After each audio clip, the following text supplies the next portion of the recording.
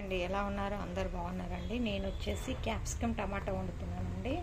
Capsicum already cut చేశాను, onions cut చేశాను, oil వేసాను, జీలకర్ర ఆవాలు వేసానండి. ఇప్పుడు వచ్చేసి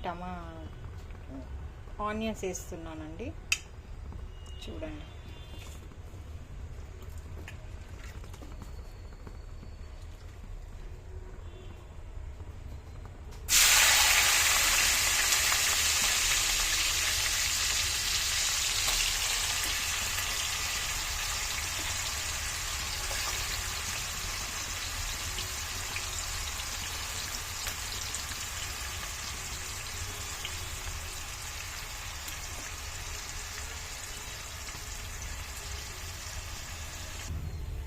ఇదిగోండి, కొంచెం లైట్గా సాల్ట్ వేసాను.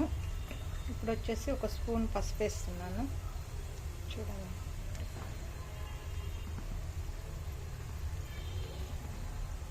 అవి వచ్చేసి క్యాప్సికమ్ హాఫ్ కేజీ అండి.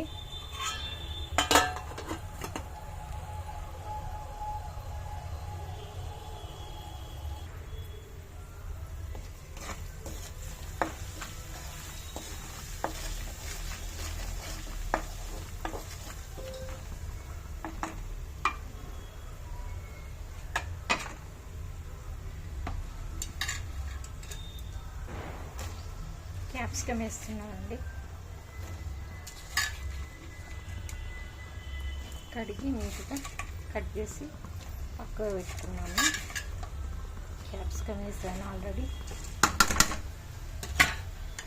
మళ్ళీ ఒకసారి కలిపి సిమ్లో పెట్టానండి, అదే ఉడుకుతుంది.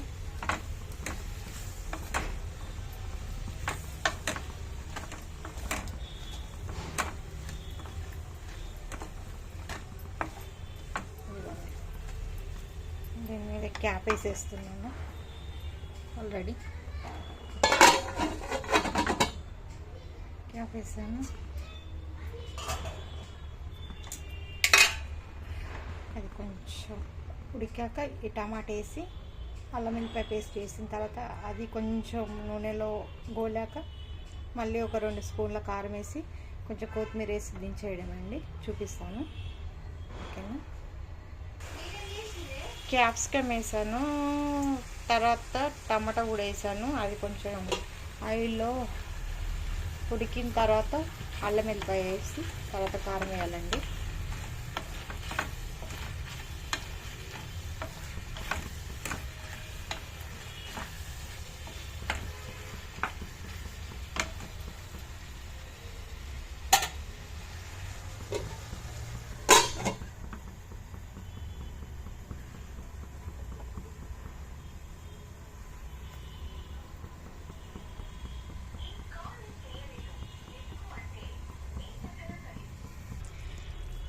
ఇదిగోండి, అల్లం వెల్లిపాయ పేస్ట్ కూడా వేసాను. ఇందులో పేస్ట్ వేసి కలుపుతున్నాను.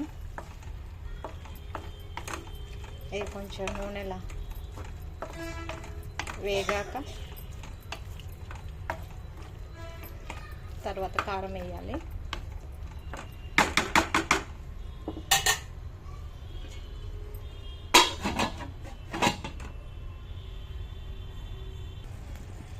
ఇదిగోండి, 2 స్పూన్ కారం వేసాను.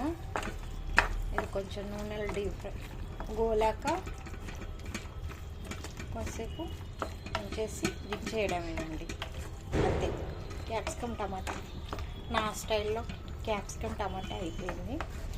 కొంచెంసేపు ఒక 10 మినిట్స్ ఉంచేసి తీసేస్తానండి.